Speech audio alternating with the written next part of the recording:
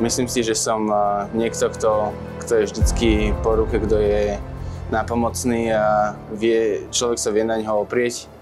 A myslím si, že som jeden z tých možno tak intelektuálnejších ľudí, ktorý možno viacej analyzuje a viacej premýšľa ako koná a snažím sa byť priamočiary. Niekedy nezabalujem veci do toho pekného kabata, ale idem priamo k veci a snažím sa riešiť problémy tak, aké sú. Keďže mám celkom v poriadku vzťah ku škole, tak určite by som si už skôr dokončil vysokú školu. Momentálne ešte musím robiť. Takže pravdepodobne by som nasledoval buď otca v nejakej inžinierskej činnosti, alebo by som sa zameral možno na nejakú fyzioterapiu, ktorá ma veľmi bavila, keď som bol na strednej škole. Určite by som pokračoval v škole a hľadal by som si nejaké zamestnanie. V podobe Alexa Kopu na to mala zlepšiť. Teraz zakončenie ide z Mobuly. Dobre si našlo cestu do bránky. Jakub Lacka sa tam dostal okamžite za chrbát svojho centra. Teraz ďalšia možnosť. Dvojica nitrianskych hráčov a krásna biliardová akcia. Bubela. A to je gól! Tak to nebol napokon Bubela, ale Lacka, pre ktorého dnes druhý presný zásah. Lacka si to pripravuje na zakončenie a Lacka s hat-trickom pomedzi betóny. Študent, myslím si, že som bol jeden z tých lepších. A pracovať som až tak tvrdo nepracoval, alebo nebol som zamestnaný plnohodnotne. Pomáhal som aj otcovi pri stavebných prácach a čo sa dalo, či už pri papierovačkách. A študujem ešte stále na vysokej škole, dokončím si magistra, takže ešte stále. Boli ťažké časy, hlavne po zranení, kedy som si hovoril, že neviem, čo bude ďalej, ako sa vrátim, či budem v stave takom, ako som odchádzal, či nebudem mať ďalšie zranenia. Určite tam sú také myšlienky na to, že kedy bude koniec kariéry a čo ďalej. Ale vždycky som si hovoril, že treba myslieť na najbližší krok a nesústrediť sa príliš ďaleko, lebo to, čo sa má stať, stane sa a keď tvrdo pracuješ, tak určite nebudeš ľutovať to, čo robíš.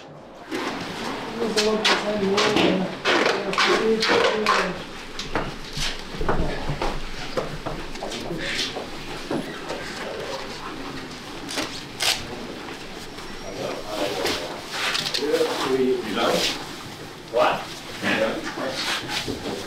Yeah.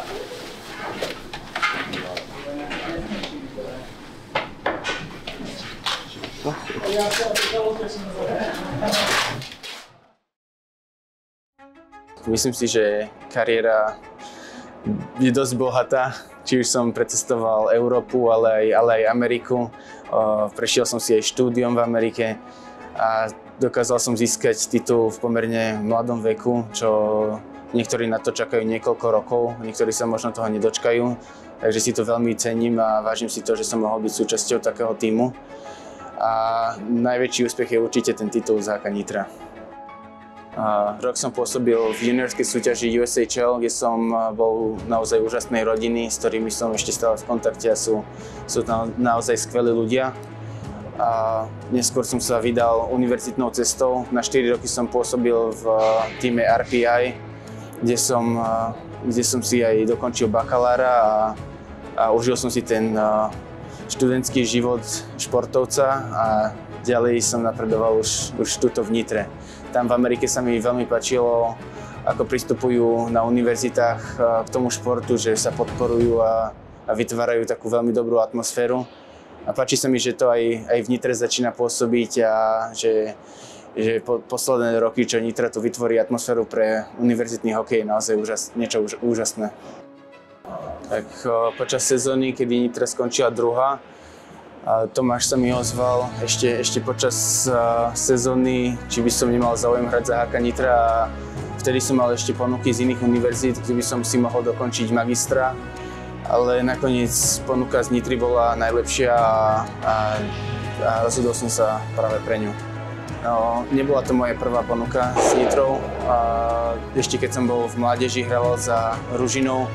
Tomáš už vtedy mal záujem o mňa aj ďalších hráčov a vtedy sme si povedali, že ešte to je príliš skoro na mužský hokej alebo na presun do Nitry a nakoniec sa to ukázalo, že to bol asi správny krok.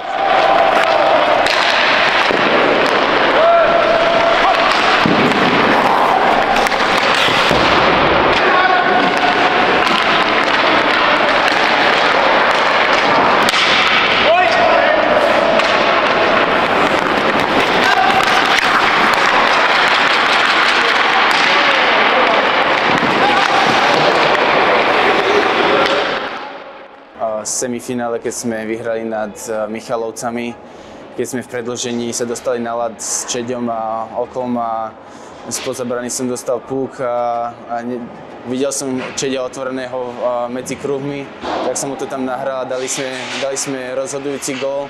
Bol to zápas, ktorý rozhodol postup do finále a tá radosť, tá eufória z tribún, to bolo niečo neskutočné a to si budem pamätať do konca života. Pracoval s Lackom, Okoličány.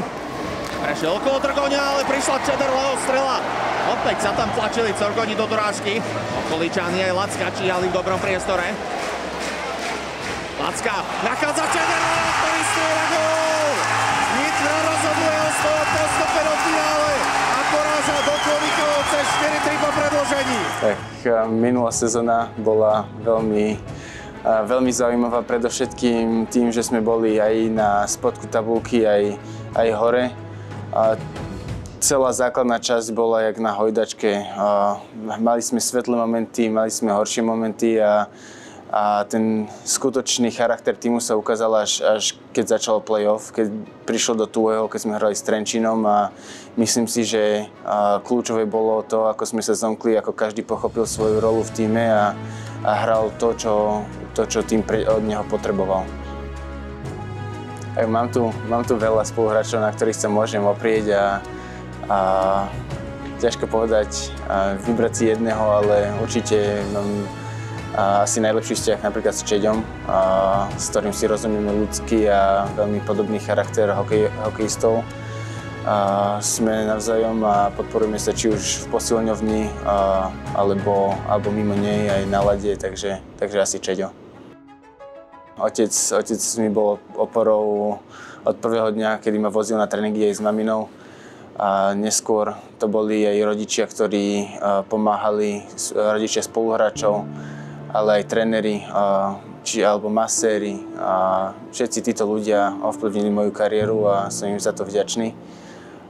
No teraz to je aj moja priateľka, ktorá sa mi snaží pomôcť a či už že mi navarí alebo ma podporuje,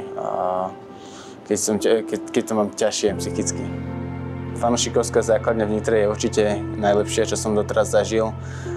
V extralíge je ťažko nájsť fanúšikov, ktorí by boli väčší fanatici do hokeja a myslím si, že je niečo úžasné, ako nás dokážu podporovať nielen doma, ale aj jazdiť na výjazdy, ktoré sú niekoľko hodín preč a obetovať či už prácu, rodinu alebo voľný čas preto, aby nás podporili a zdieľali s nami úspech.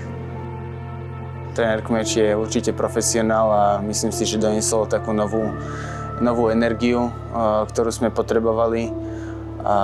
Štruktúra a ostatné veci, ktoré nastolil, sú určite na veľmi vysokej úrovni a myslím si, že nás to posunulo hokejovo a môžeme to vidieť teraz, že sa držíme na čele tabuľky a dlhodobo máme dobré výsledky a myslím si, že aj tá hra zodpovedá tomu, že máme na to, aby sme sa zase pokúsili o spoločný úspech.